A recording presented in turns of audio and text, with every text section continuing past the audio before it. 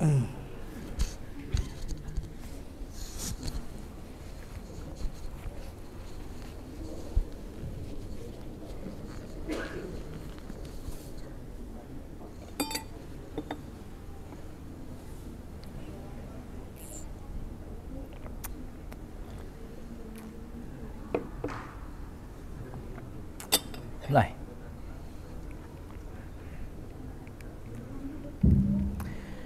Bismillahirrahmanirrahim. Assalamualaikum warahmatullahi wabarakatuh.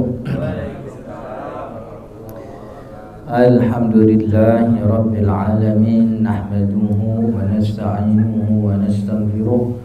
Allahumma salli wa sallim wa barik ala sayyidina Muhammadin, amma ba'du.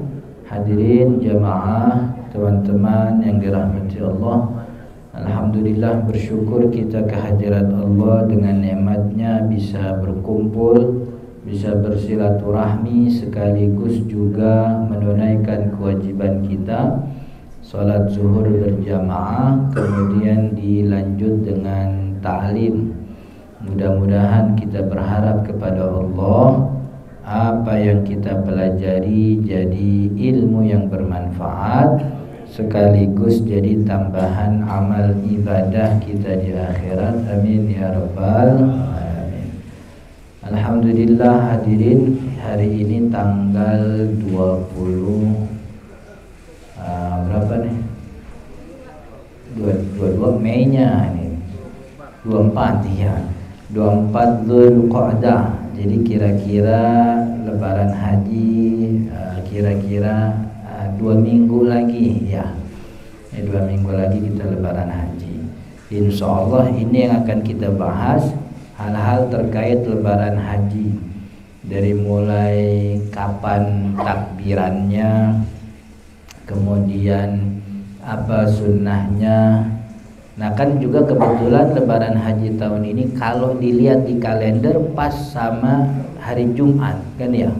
Ada sebahagian orang yang bilang kalau lebaran Idul Fitri atau Idul Adha bareng sama hari Jumat, berarti Jumatnya boleh itu boleh kagak ikut kan, kata gitu. Jadi apa namanya, habis sholat Id yang kagak pada motong langsung tidur tuh gitu. Tidur lagi sampai sore. Apa benar apa enggak itu bahwa orang kalau udah lebaran hari Jumat itu Jumatannya jadi libur, jadi tidak ada kewajiban. Kemudian apalagi yang terkait dengan lebaran haji itu termasuk juga kurban. Orang nanya, boleh gak Ustaz kurban atas nama orang yang sudah meninggal dunia, begitu kan ya? Atau boleh gak kalau kurban namanya rame-rame, begitu? Kayak kemarin di mushola ada yang kurban kambing namanya kelas 2C, gitu. Kelas 2C kan kebanyakan tuh kelas 2C. Dan juga ada orang yang kurban kambing namanya sekeluarga, namanya Haji Fulan dan keluarganya, gitu disebutin tuh. Padahal kita juga sudah sepakat bahwa sapi yang kita sembelih itu maksimal patungannya 7 orang kan ya. Jadi namanya 7 doang tuh. Unta maksimal 7. Memang ada yang mengatakan 10. Tapi kambing masa iya kecil begitu bisa buat rame-rame kan, begitu. Ya mending kalau keluarganya laki bini anak 1. Kalau anaknya 7, nah banyak juga itu. Jadi itu yang jadi yang insya Allah kita bahas. Pertama, lebaran haji ini hadirin yang dirahmati Allah. Jadi sunnah takbirannya nggak kayak lebaran Idul Fitri. Kalau lebaran Idul Fitri itu sunnahnya itu sejak terbenam matahari di hari raya, di malam takbiran terbenam matahari hari terakhir bulan Ramadan, sampai kemudian imam menunaikan sholat sampai takbiratul ihram imam selesai udah takbiran, begitu hari Idul Fitri. Dan sunnahnya, kalau dibilang sunnah Idul Fitri itu kan sunnahnya sholat idnya dientar-entarin, katanya begitu. Jadi misalnya terbit jam 6 nih, pagi jam 6 terbit. Itu kalau bisa jangan jam 6 banget, entar sampai jam berapa? Jam setengah 8, jam 8 begitu. Tapi kalau zaman sekarang sih udah nggak berlaku sebenarnya. Entar-entarin sholat itu justru sebaiknya dicepetin. Karena alasan dulu memperlama mulai sholat Idul Fitri itu kan untuk apa? Menunaikan kewajiban zakat fitrah yang belum tertunaikan. Jadi karena kemarin dia puasa di rumah aja, nggak keluar, pas udah malam takbiran udah nggak ketemu nih fakir miskin. Nah, pas dia keluar hari raya, biasanya fakir miskin pada nongkrong di pinggir jalan tuh nunggu. Nah, itu kasih kesempatan. Kalau zaman sekarang udah nggak ada. Malah udah nggak ada. Malah saya bilang yang bagus itu Idul Fitri mah cepet lah, biar senengnya lamaan begitu, biar senengnya lama. Kalau bisa jam 6:30 udah pada bubar gitu. Iya, saya bilang tuh waktu kemarin namanya Idul Fitri, Ustaz jam 6 nyampe ya, kata. Insya Allah.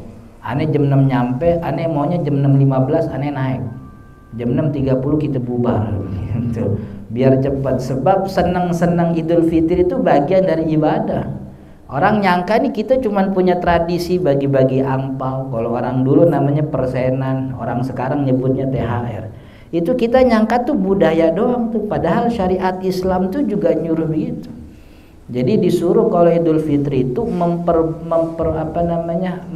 membagikan kebahagiaan. Ya bentuknya macam-macam bahagia itu. Bisa ketemu saudara yang jarang ketemu, bahagia. Intinya kalau lebaran tuh kagak boleh manyun aja begitu. Pokoknya senang gitu. Iya, pokoknya senang. Makanya pakai baju yang rada bagusan begitu. Saya kagak demen tuh ngeliat ada orang lebaran pakai kaos oblong doang begitu. Kagak usah pakai kaos oblong, orang juga tahu lu miskin begitu, enggak usah nampakin begitu. Kita nih sunnahnya senang begitu, tahu lu orang kontrakan kagak punya, benar gitu. Cuman kalau lebaran minimal mantesin pakai kain yang bagus gitu. Itu bukan buat lu, tapi ini sunnah lebaran tuh memang cakep. Sunnahnya lebaran tuh bahagia gitu. Ini satu-satunya ketawa di hari itu jadi pahala tuh hari lebaran. Senang ketawa ketiwi itu tuh jadi kita nganggapnya ini cuma tradisi, enggak, ini ibadah gitu. Seneng-senengin orang itu di hari raya itu ibadah. Nah, kalau lebaran haji sunnah takbirannya bukan dari malam lebaran, tapi dari hari Arafah tanggal 9 mulainya subuh. Jadi subuh di hari Arafah itu bagi orang yang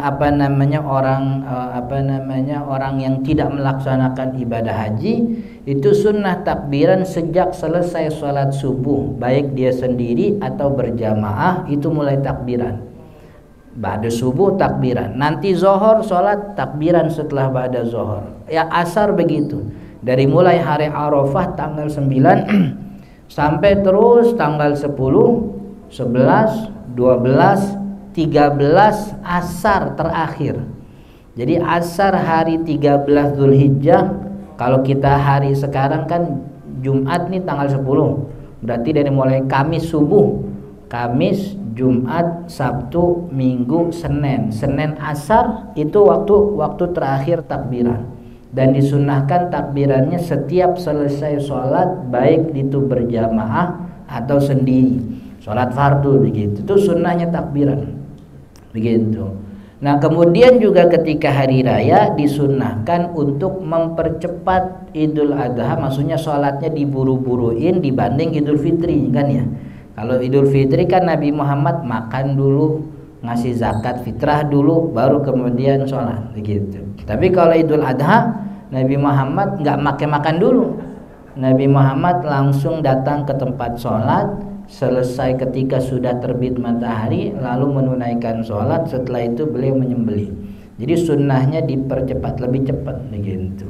Iya, pokoknya kalau kalau matahari udah nongol langsung dah tuh, udah kagak usah pakai sambutan lagi gitu kan. Kalau lebaran banyak tuh sambutan lebaran Idul Fitri kan ya, panitia, pengurus, ketua takmir, ketua panitia kampung Ramadan gitu. Kadang wali kota datang, wali kota sambutan tuh. Iya gitu. Mana pakai teks lama banget lah gitu. Jadi kalau Idul Adha mah kagak usah. Jadi spare waktu yang cukup untuk bisa motong kurban di hari itu. Walaupun kebanyakan teman-teman kita ini sudah bikin agenda itu motong kurbannya hari Sabtu gitu. Tapi tetap saja sunnahnya itu tidak ada makan, langsung kemudian sholat setelah terbit matahari begitu. Nah, kemudian yang jadi masalah sekarang hari Jumat, hari lebarannya bareng sama hari Jumat. Apa betul kalau kemudian hari Jumat berbarengan dengan hari raya, hari Jumatannya kemudian libur? Jadi kalau kita baca pandangan mazhab fikih yang 4 yang masyhur nih, Imam Abi Hanifah, Imam Syafi'i, Imam Malik, Imam Ahmad bin Hanbal, ini kan 4 nih yang masyhur, yang muridnya nyampe sekarang utuh seluruh dunia ada, begitu. Kan mazhab yang lain selain 4 juga banyak. Cuman banyak mazhab yang muridnya tuh tiba-tiba kosong. Jadi tahun segini banyak, tiba-tiba angkatan selanjutnya udah nggak ada. Nah, itu yang nggak dipelajarin, nggak nyampe. Tapi kalau 4 mazhab ini dari imamnya hidup, Imam Abi Hanifah, sampai kita sekarang hidup, itu ilmunya nyambung. Sebab setiap tingkatan, setiap angkatan tuh selalu ada ulamanya. Di sini kita nih ulama Syafi'i ada. Sebelum beliau ini jadi ulama, angkatan sebelumnya ulamanya ada, begitu. Itu kenapa 4 mazhab itu terus dijalankan, karena ada ketersambungan sanad itu, begitu. Maka kalau ada orang yang sekarang katakanlah orang ngamalin pandangan mazhab, ada namanya mazhab Al-Zahiriyah. Dulu di Baghdad semasa sama Imam Ahmad ada namanya Abu Sulaiman Daud Al-Zahiri. Tapi setelah masa tersebut muridnya udah kagak ada, begitu. Makanya kalau tiba-tiba ada orang yang ngamalin bilang aneh mengikuti mazhab Zahiri, begitu. Nah ini perlu dipertanggungjawabkan. Dari mana kemudian dapat pandangan tersebut, begitu. Sedangkan buku itu kan kagak bisa ngomong tuh. Buku kan cuman teks tuh. Nanti pemahamannya bisa dibelokin sesuai dengan apa yang siapa yang baca, kan begitu. Tapi kalau ulamanya ada, nih ulamanya menjaga. Nah, dari 4 mazhab fikih yang ada, tidak ada satu mazhab yang membolehkan Jumatan libur gara-gara berbarengan dengan hari raya. Nggak ada satupun, begitu. Kalaupun ada ulama namanya Imam Ibnu Taimiyah, kan ya. Beliau yang punya pandangan Jumatan begitu. Tapi itu pandangan personal, bukan pandangan mazhab. Jadi masalah gini, kalau kita ngikutin pandangan mazhab, kita itu ngikutin pandangan yang sudah diverifikasi oleh ratusan bahkan jutaan ulama. Sebab dari mulai Imam Syafi'inya hidup, setelah itu wafat diterusin sama muridnya kan memverifikasi apa yang sudah difatwakan oleh Imam Syafi'i. Lalu angkatan ini wafat, muncul angkatan selanjutnya memverifikasi lagi nih pandangan ini, cocok apa enggak, sesuai apa enggak. Terus diverifikasi sampai zaman kita sekarang. Jadi kalau kita sholat subuhnya pakai kunut kayak Imam Syafi'i, ini kita ini sholat subuh sesuai dengan pandangan ulama, yang pandangan yang diverifikasi oleh jutaan ulama, begitu. Apa iya jutaan ulama tuh kagak ada yang pinter? Sampai sekian zaman nggak ada yang koreksi, malah iya kan nggak mungkin. Jadi kita nih aman sebenarnya kalau ngikutin madhab fikih. Tapi tiba-tiba kalau kita ngikutin fulan bin fulan, yang kita nggak tahu bapaknya siapa, emaknya siapa, belajar di mana, yang ngikutin siapa, kitabnya apa, begitu. Lo kok begitu sholatnya? Gue sih dapat broadcast WhatsApp begitu isinya, gitu, broadcast WhatsApp katanya, gitu. Emaknya siapa, bapaknya siapa, belajar di mana kita nggak tahu, kan perlu tanggung jawab ini. Nah 4 mazhab sepakat Jumatan kagak libur. Kenapa Jumatan tidak libur? Kan hadisnya kan jelas tuh, kan ada orang kan sering bilang, hadisnya bilang Nabi Muhammad setelah sholat Idul Fitri dia naik mimbar kemudian bilang, orang-orang yang mau pulang, kan begitu. Tapi kalau kita di sini Jumatan. dianggapnya kalau sudah ada dua perkumpulan maka salah satunya libur Jumatan Idul Fitri. Nah, kata ulama mazhab termasuk Imam Syafi'i, itu omongan Nabi khusus untuk orang yang disebut dengan istilah ahlul qura atau ahlus sawat namanya. Ahlul qura. Qura itu kalau di Indonesiain orang kampung sebenarnya. Jadi qura itu kampung, lawannya namanya balad, orang kota. Nah, kenapa disebut qura? Jadi qura itu istilah yang dipakai oleh ulama untuk pemukiman yang jauh dari pusat kota, yang mereka di kampungnya itu tidak memenuhi syarat berkumpul untuk Jumatan. Kan syarat Jumatan kan berkumpul minimal 40 orang begitu. Itu tidak terpenuhi di kampung mereka. Nah, orang-orang Qura itu, ahlus sawat, ahlul Qura itu kalau Jumatan mereka ke Nabawi semuanya, gitu.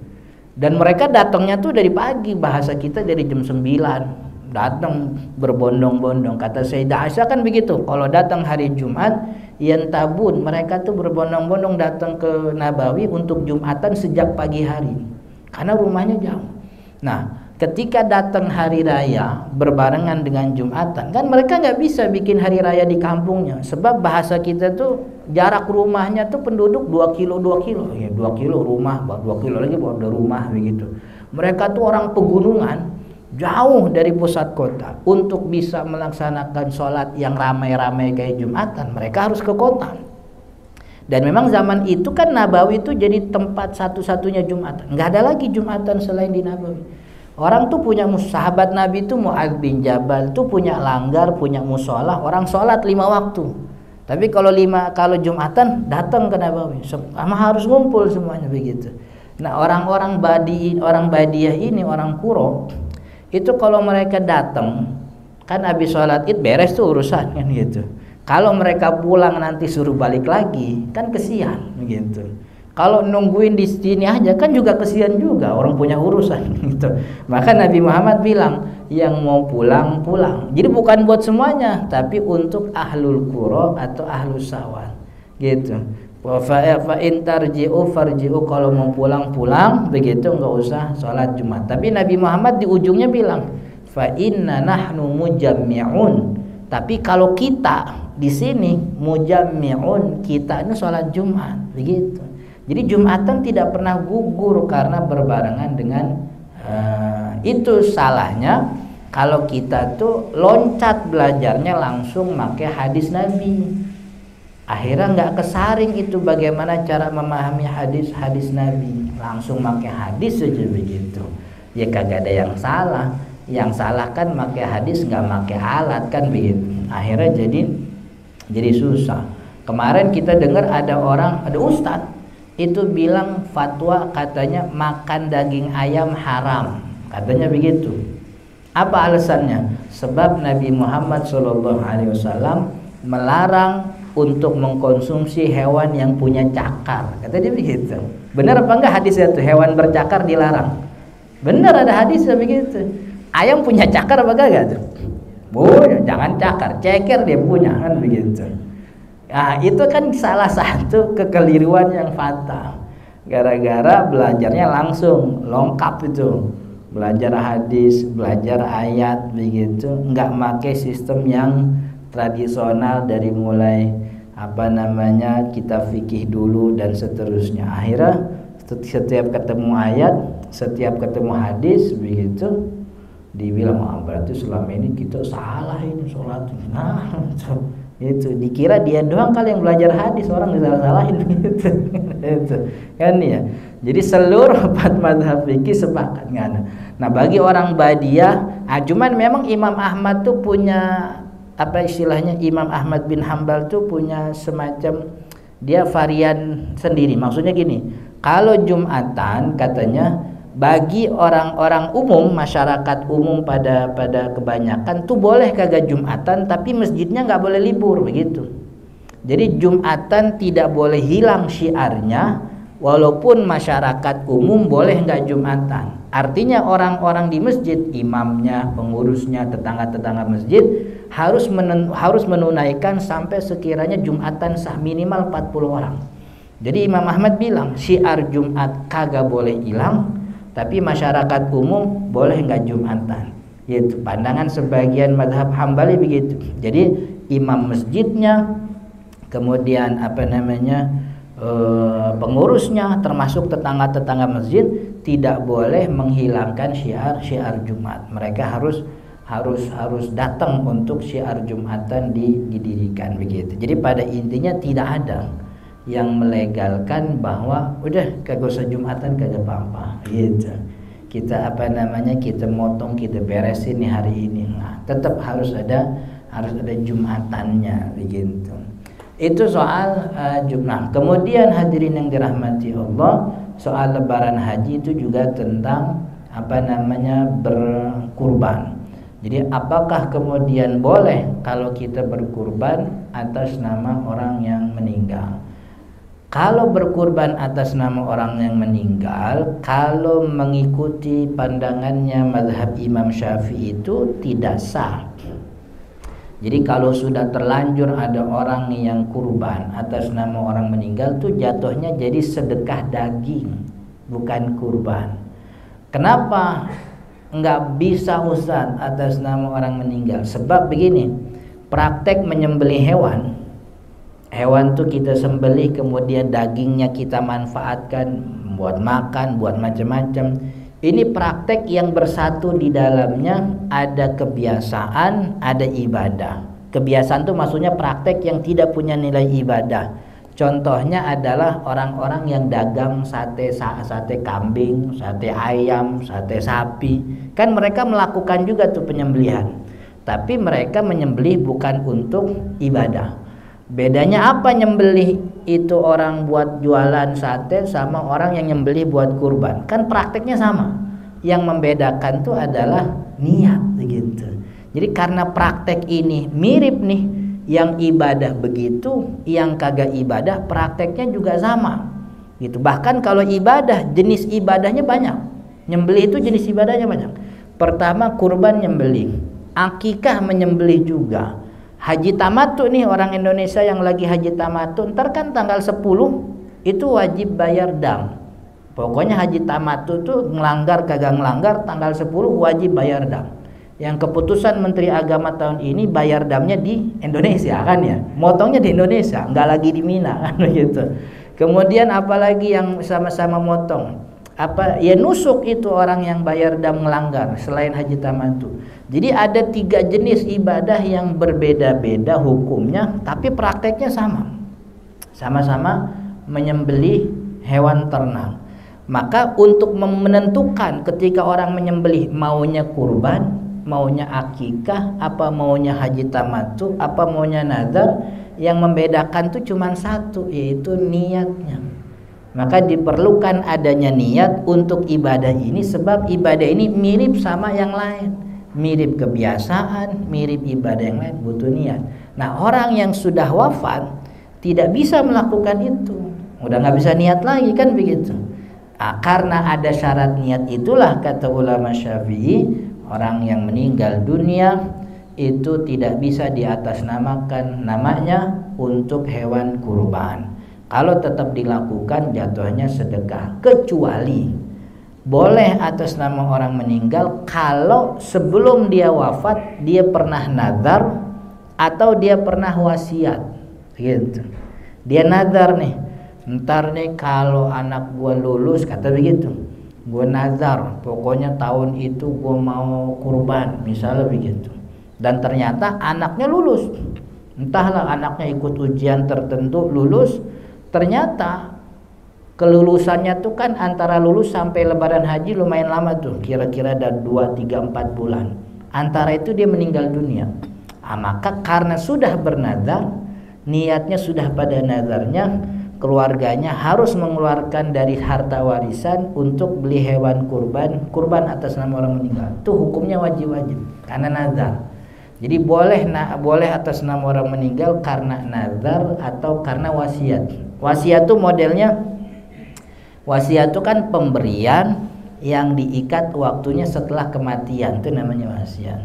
Dikumpulin anaknya, dia bilang, ntar kalau bapak meninggal, kata dia begitu, kalau bapak meninggal warisan sisain buat kurban gitu. Bapak mau kurban Pak? Iya gua mau kurban. Berapa?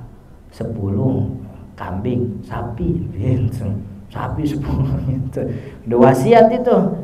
Nah, berarti sebelum warisan dibagikan, harta warisan disisakan untuk beli 10 ekor sapi sebagai wasiat.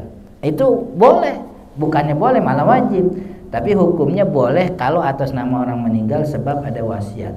Selain nazar, selain wasiat, itu mazhabnya Imam Syafi'i tidak membolehkan orang kurban atas nama orang meninggal. Begitu. Itu tadi masalahnya, ibadah ini nyampur sama karena butuh niat.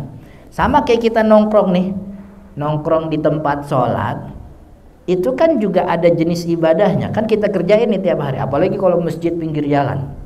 Siang begini nih, panas ya, nongkrong juga orang banyak di masjid, hujan juga apalagi.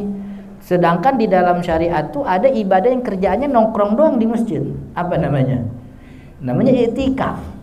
Apa yang bedain orang i'tikaf sama orang yang di masjid kalau siang kayak gini nih? Ada yang nunggu orderan, ada yang cuma nyari angin, ada yang duduk-duduk, ada yang kongkok doang, ada yang ke masjid tuh nyari colokan, dia mau ngecas HP. Apa yang bedain mereka dengan orang i'tikaf? Nggak ada, sama-sama nongkrong di masjid.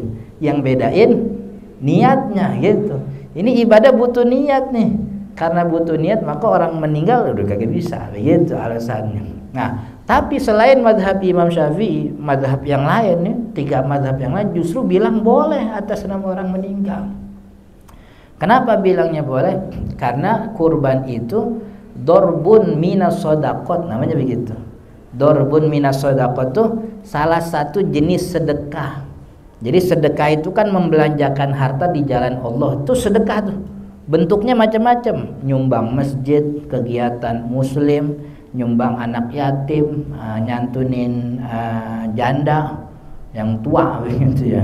Kalau yang muda sih jangan disantunin, kawinin gitu. Ini santunin doang kan sayang gitu. Kawin. Itu kan bentuk sedekah banyak tuh. Kurban tuh salah satunya bentuk sedekah. Kalau sedekah boleh atas nama orang yang meninggal, maka kurban juga sama. Karena kurban tuh apa namanya bagian dari sedekah begitu. Maka kalau kita pikir iya juga ya, kurban kan sedekah. Udah duit rada banyak kan nih, mau kurban atas nama orang tua lah begitu. Tapi kalau pikir kita iya juga, Imam Syafi'i bener nih, kurban butuh niat begitu. Kurban butuh niat. Ya udahlah, aneh ikut Imam Syafi'i. Jadi duit yang ada nih buat kurban nama sendiri aja begitu. Jadi kita bisa milih, adanya 2 pandangan. Nah, bagi panitia, kalau panitia mah terima aja kan ya. Ada orang datang, atas nama siapa nih? Ini atas nama bapaknya almarhum gitu. Kagak usah dilawan. Wah, kagak bisa pakai nama, enggak usah gitu. Besok-besok kagak ada yang mau kurban di situ gitu. Terima aja kalau panitia mah terima ya. Alhamdulillah. Makasih Pak Haji gitu. Ya, jadi kalau panitia mah asal terima aja. Itu soal apa namanya kurban atas nama orang yang meninggal dunia. Nah, kurban atas nama orang yang banyak itu yang kalau sapi kan 7, unta 7. Nah, ada orang yang kurban kambing tuh atas nama keluarga. Jadi sebenarnya begini ya, kambing tuh hanya sah di atas namakan 1 orang saja. Kalau kemudian orang itu berkeluarga, maka kurban itu 1 tapi bisa mengcover kesunahan 1 keluarga. Jadi maksudnya Imam Syafi'i itu nyebutnya dengan istilah sunnah kifayah. Kurban itu hukumnya sunnah kifayah untuk keluarga. Cara memahaminnya kayak kita memahami fardu kifayah. Fardu kifayah itu kan wajib tapi kifayah. Kalau dikerjain sama salah seorang, udah yang lain gugur. Contohnya kan sholat jenazah. Ini ada jenazah, ada mayit nih di kampung. Kampung itu isinya 100 orang dewasa, mukallaf semua 100 orang. Maka kan 100 orang ini dosa ini. Kalau kagak ada yang sholatin jenazah kan ya. Tapi kemudian dari 100 orang ini ada yang sholat 10 orang, misal begitu. Maka 10 orang ini cukup untuk menggugurkan dosa 100 orang. Tapi kalau ditanya yang dapat pahala sholat jenazah siapa Ustaz? Yang 10 orang doang. 90 kan kagak sholat. Tapi yang 90 tuh terbebas dari dosa, begitu. Nah, kurban untuk keluarga tuh sama. Jadi kurban untuk keluarga tuh satu hewan kurban itu mencukupi kesunahan satu keluarga. Saya mampu nih, punya duit. Anak saya juga mampu. Tahun itu yang kurban anak saya. Maka saya yang punya duit ini nggak perlu lagi kurban, udah cukup. Sebab satu hewan kurban tuh mengcover seluruh satu keluarga. Cuman kalau ditanya yang dapat pahala kurban siapa? Yaitu si fulan bontot, atas namanya kan dia, begitu. Bapaknya dapat apa enggak? Ya wallahu alam, urusan pahala mah Allah kan, begitu. Cuman secara zahir itu kambing atas nama satu orang. Satu orangnya dia yang dapat pahala kurbannya. Bapaknya, emaknya mah ya kita gak tahu pada dapat apa kagak, kan pahala mah urusan Allah kan, gitu. Cuman secara fikih yang dapat pahala kurban ya satu orang. Nah, kalau kelanjur dinamain fulan dan keluarga, maka yang di apa namanya, kata ulama tuh yang sah atas namanya tuh jadinya kepala keluarganya aja, begitu. Bahkan ada ulama kita namanya tuh Imam Syirbini, orang Mesir, punya kitab tuh Mughnil Muhtaj.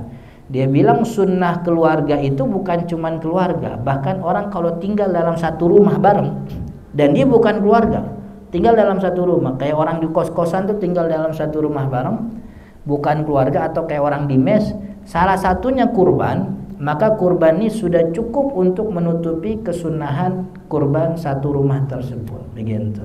Jadi satu untuk satu keluarga, maksudnya bukan keluarga rame-rame, gitu. Tapi satu orang doang, tapi sunnahnya mengcover kesunahan satu keluarga, begitu. Jadi kalau sapi 7 orang, kalau unta 7 atau 10 dalam sebagian pandangan.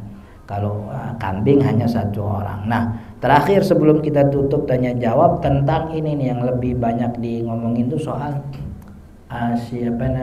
panitia.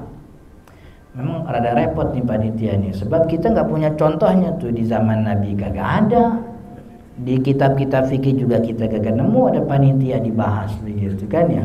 Kan kita nggak pernah dapat riwayat tuh Bilal bin Rabah bagi-bagiin kaos tulisannya panitia kurban 2025, kan kagak. Sayyidina Ali gitu pakai kaos kagak. Di Nabawi juga kan nggak ada spanduk tuh menerima dan menyalurkan hewan kurban, kan kagak. Cuman praktek dulu yang pernah terjadi di zaman Nabi itu waktu haji wada. Dalam satu riwayat Nabi SAW tuh pernah menyembelih 100 ekor unta. Nah, beliau menyembelih dengan tangannya sendiri 63 ekor. 63 ekor. Bayangin betapa kuatnya Nabi SAW tuh. 63 ekor dia sembelih sendiri, begitu. Sisanya 36 itu diserahkan kepada Sayyidina Ali. Nah, jadi Sayyidina Ali ini kayak model-model panitia nih yang ketitipan kurbannya Nabi, begitu. Lalu Nabi Muhammad pesan sama Sayyidina Ali, kata Nabi, kalau bahasa kitanya nih, kalau manggil tukang jaga kasih upah make duit, jangan make daging, gitu. Jadi pesannya Nabi kepada Sayyidina Ali, jangan kasih tukang jagal daging, kasih duit, begitu.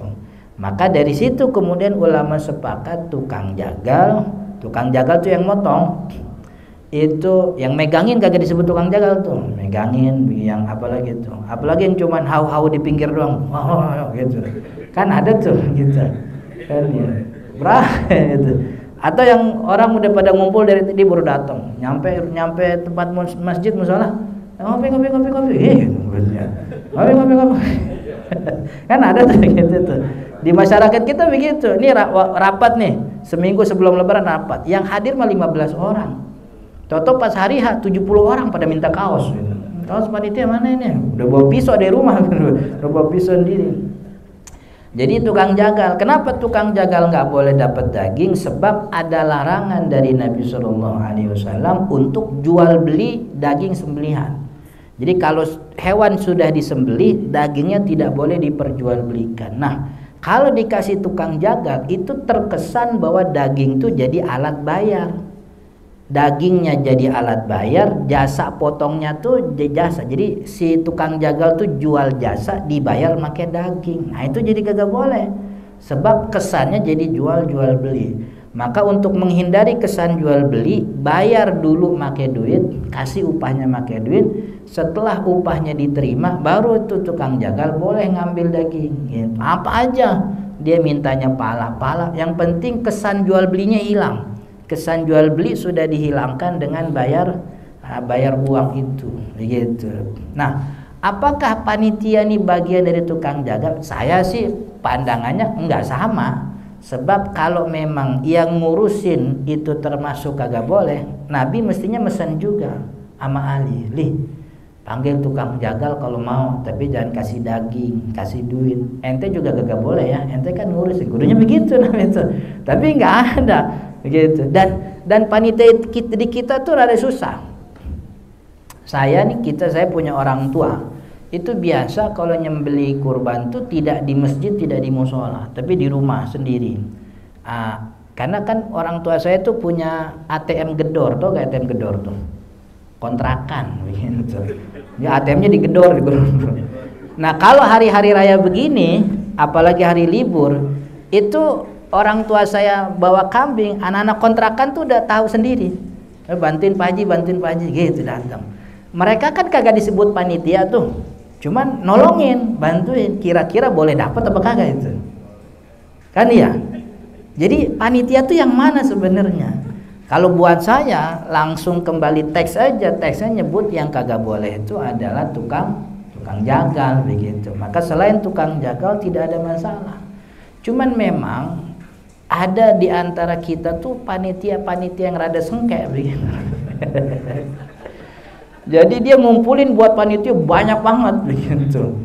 Nyebarin kupon 200, yang disediain cuman 150 gitu. Kan orang datang sewot gitu. Gue udah dapat kupon kagak dapat daging begitu. Kebetulan yang dapat kupon kagak dapat daging tuh encingnya Ustaz. Dia lapor sama encing. Gue kagak dapat daging, ini dapat kupon doang. Besok bilangin dah di musola panitia haram dapat daging gitu. Akhirnya besokannya Ustaz ceramah bilang haram panitia dapat daging.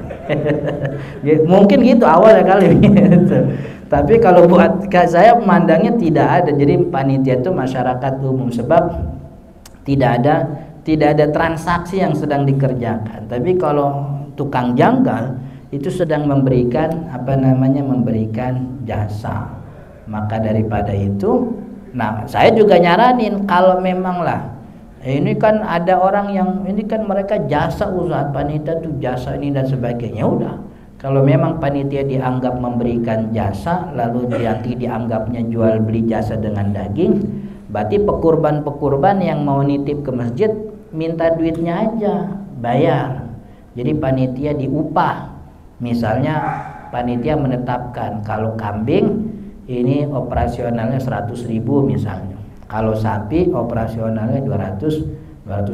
Jadi untuk menghindari itu tadi begitu. Tapi saya secara umum tidak ada masalah karena sembelihan kita secara ritual sudah selesai dengan darahnya dialirkan. Setelah darah dialirkan, apakah daging dibagikan atau tidak, itu tidak berpengaruh dengan keabsahan kurban kita. Kan ya? Dulu juga kan Nabi Ibrahim beres nyembelih kambing kagak bagi-bagi juga kan gitu, kagak ada yang ngantri ke Nabi Ibrahim gitu. Ibrahim daging mana ini kagak dapat kan, kagak ada.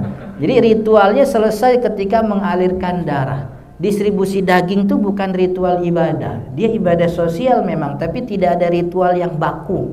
Kudu begini ya, nggak ada.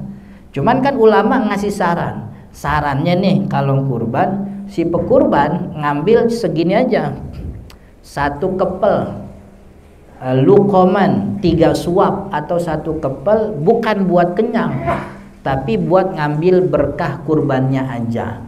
Jadi keberkahan kurban dia ambil dengan sekepel. Dan dulu Nabi Muhammad begitu, ngambil sekepel, dan sekepel ini beliau sudah makan sebelum zuhur begitu. Sisanya dibagiin semua, kalau bisa kepada fakir miskin gitu. Kalau ada tetangga kiri kanan yang mampu dibagi juga nggak apa-apa. Bahkan non muslim boleh menerima daging sembelihan. Jadi nggak ada aturan yang baku begitu. Gitu. Jadi tidak apa, jadi ibadah ritual selesai. Artinya kalau ada orang, tapi berarti kalau saya nih yang kurban, saya minta ini minta itu boleh nggak apa-apa. Gitu. Kurban kan begitu. Dia WhatsApp, Ji, besok kambing aneh tungguin aneh dulu ya, jangan dipotong dulu gitu. Mau ngapa? Mau naik foto gitu. Buat apa? Buat status WhatsApp gitu. Terus dagingnya kalau bisa paha kanan belakang buat aneh ya. Paha kanan belakang. Emang kalau paha kiri kenapa Ji? Paha kiri kagak enak katanya begitu. Ada bedanya katanya gitu. Jadi tidak ada masalah dengan distribusi daging. Wallahu taala mudah-mudahan bermanfaat. Sebelum ditutup, kalau ada pertanyaan silahkan. Kalau tidak pertanyaan kita tutup dengan doa. Silahkan. Ada pertanyaan Bapak Ibu? Ya. Nanya terkait ini, biasanya kalau korban itu yang bermasalah itu kulit dengan dalaman kayak usus gitu. Nah itu kan kadang ada beberapa panitia ya udah dijual aja, ntar duitnya dibagi rame gitu, dibagi rata gitu. Nah itu mohon pandangan Ustaz. Jadi kan larangan jual beli hewan sembelihan kurban maksudnya itu kan sudah fix tuh ya. Kalau bahasa kita no debat lah begitu. Udah nggak ada lagi yang berdebat soal boleh apa enggak. Semua sepakat dilarang, termasuk kulit. Pokoknya semua bagian dari hewan kurban itu nggak boleh. Nah, dalam distribusi daging itu ulama ada membagi dua. Ada yang namanya it'am. It'am tuh ngasih makan. Ada yang namanya sodaqoh.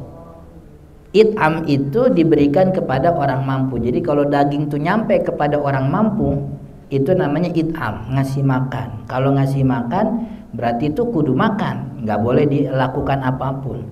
Tapi kalau buat orang fakir miskin itu namanya sedekah. Nah sedekah ini ngasih kepemilikan.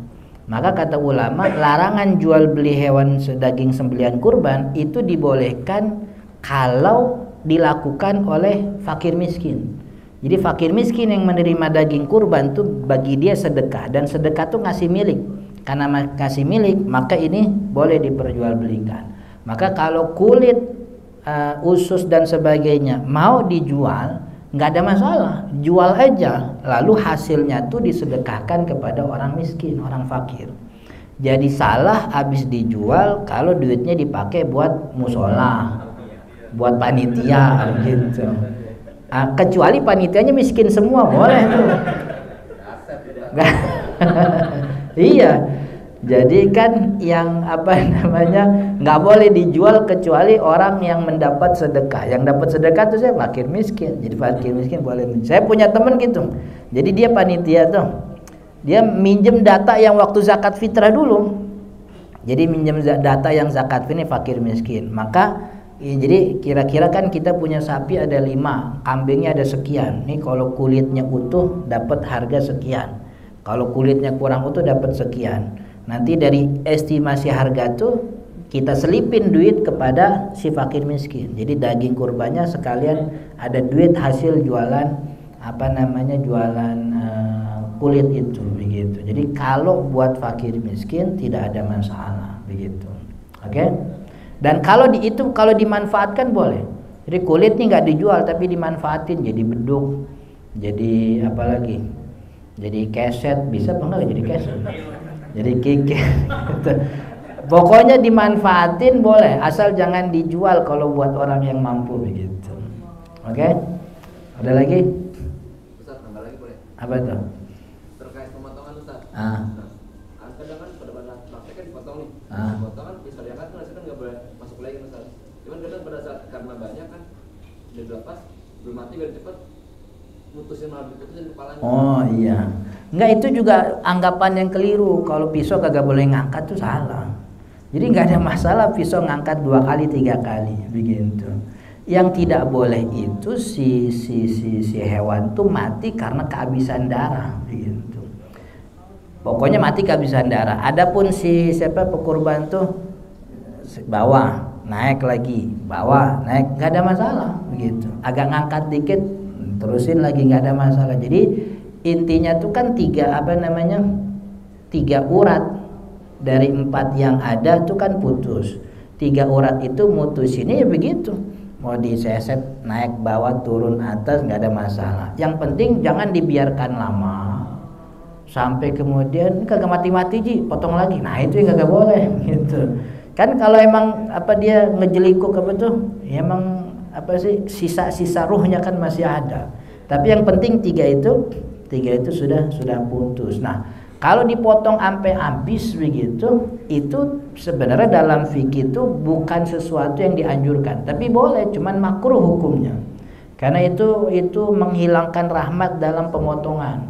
Kan salah satu bentuk rahmat dalam memotong tuh jangan diputusin lehernya sekali ini gitu. Tapi kalau udah hilang ruhnya, maksudnya sudah tidak lagi bergerak, kita habisin kan gak ada masalah gitu. Tapi kalau langsung sekali enggak dan juga salah satu bentuk rahmat itu kan menutup muka kambing-kambing yang ada tuh kiri kanannya kan ditutupin, jangan sampai ngelihat.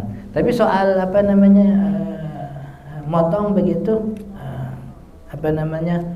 ngangkat tuh nggak ada masalah, selama ngangkatnya jangan sampai ngobrol gitu. Dia ngangkat dia ngobrol yang kelamaan gitu. Jadi jangan sampai ada jeda yang sehingga indikasi matinya bukan dari potongan uratnya, cuman karena kehabisan darahnya begitu. Oke? Ada lagi? Nah, cuman saya pesen ya, karena mungkin kekeliruan banyak. Waktu tahun kapan tuh ada kekeliruan kurban sehingga yang keliru itu dibuang dagingnya karena dianggap tidak sah. Nah, itu mubadzir. Jadi kalau memang terjadi ada kesalahan, kita berharap nggak terjadi. Makanya orang-orang yang motong tuh mesti terlatih. Itu nggak apa-apa, diterusin aja potong. Nanti nilainya tuh jadi sedekah daging begitu. Kalau dibuang jadi mubadzir, dia tidak sah sebagai kurban, iya, karena kurban kan punya syarat. Tapi kalau orang mau sedekah daging kan bisa. Kita punya, dulu kan orang tua kita punya ayam, ayamnya sakit, kira-kira diapain tuh ayam? Dipotong kan ya? Boleh apa enggak tuh motong ayam sakit? Boleh, cuman nggak bisa buat ibadah kan ya. Kalau ibadah syaratnya kan kambingnya sehat begitu. Ini kambing kagak sehat nih, sebab apa? Sebab dia darahnya udah ngocor duluan tuh, belum mati masih ini. Nah itu kan udah kagak sah tuh, udah cacat. Ya udah kita matiin aja sekalian. Nanti dagingnya nggak bisa dikurban, emang nggak. Tapi dagingnya nih kita jadi sedekah daging begitu. Jadi jangan sampai dibuang mubazir, itu sayang banget tuh. Ngumpulin duit kita sampai berapa juta beli kambing. Sekarang di Jakarta kan 3,5 kan paling murah itu. 3,5 juga kecil banget tuh, cuma 25 kilo ngangkat pakai satu tangan bisa. itu sayang banget itu. Oke? Sudah ya, kita baca surat Al-Fatihah. Mudah-mudahan kita semua yang hadir di sini Allah sehatkan badannya dalam ketaatan, Allah panjangkan umurnya dalam ibadah, serta Allah luaskan rezeki kita untuk tetap dalam ketaatan kepada Allah Subhanahu wa taala. Al-Fatihah. A'udzubillahi minasyaitonir rajim. Bismillahirrahmanirrahim. Alhamdulillahirabbil alamin. Arrahmanirrahim. Maliki yaumiddin. Iyyaka na'budu wa iyyaka nasta'in. Ihdinas siratal mustaqim. Shiratal ladzina an'amta 'alaihim ghairil maghdubi 'alaihim waladdallin. Amin. Allahumma shalli 'ala sayyidina Muhammad wa 'ala ali sayyidina Muhammad. Allahumma ighfir lana dhunubana wa liwalidina warhamhum kama rabbawna shighara.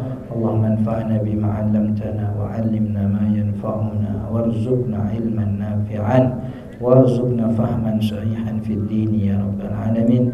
Allahumma ij'al jam'ana hadha jam'an marhuma waj'al tafarruqana min ba'da hadha tafarruqan ma'suma. Sallallahu alaihi sayyidina Muhammadin wa ala alihi washabbihi wasallam. Alhamdulillahi rabbil alamin. Assalamualaikum warahmatullahi wabarakatuh.